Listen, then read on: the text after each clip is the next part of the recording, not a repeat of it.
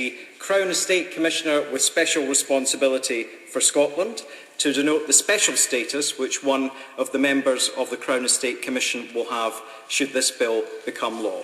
So, Mr Deputy Speaker, the opposition supports the amendments in Group 1. Colonel Bob Stewart. Thank you, Mr Deputy Speaker. I'm surprised to be called so early, but I'm also very pleased that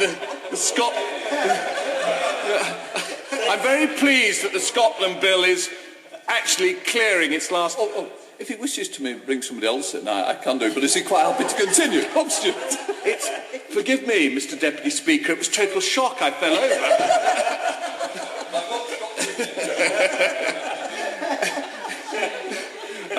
I rise to speak as someone that sounds like a Sassenach, but my Scottish father joined the Royal Air Force and thereafter was posted all over the world, and many members of my family still live in Scotland. My Aunt Eileen lives in Largs, and my cousin is the teacher of Gaelic in the Outer Hebrides. So I say that simply to show that what happens in Scotland matters to a great number of us in this House.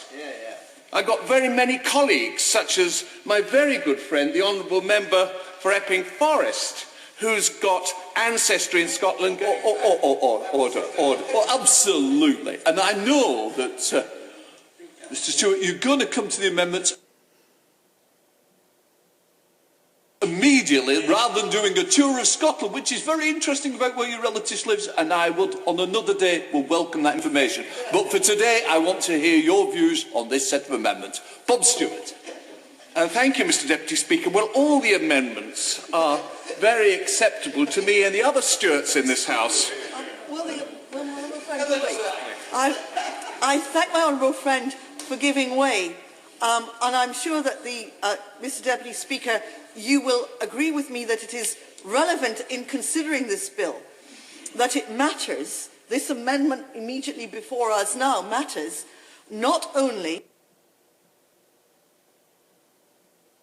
to people who live in Scotland, but to the whole of the United Kingdom, because our country operates as one, and that my honourable friend, who has kindly taken this intervention, having been educated in an excellent school, Chigwell School in Epping Forest, his intervention in this debate will be warmly welcomed by the Epping Forest Scottish Society, who share his views on this matter. I can see the southern Scottish seat of Epping Forest may be mentioned, but it is still not relevant to this set of amendments. So we're going to come back on to the amendments. Bob Stewart. Thank you, Mr Deputy Speaker, and these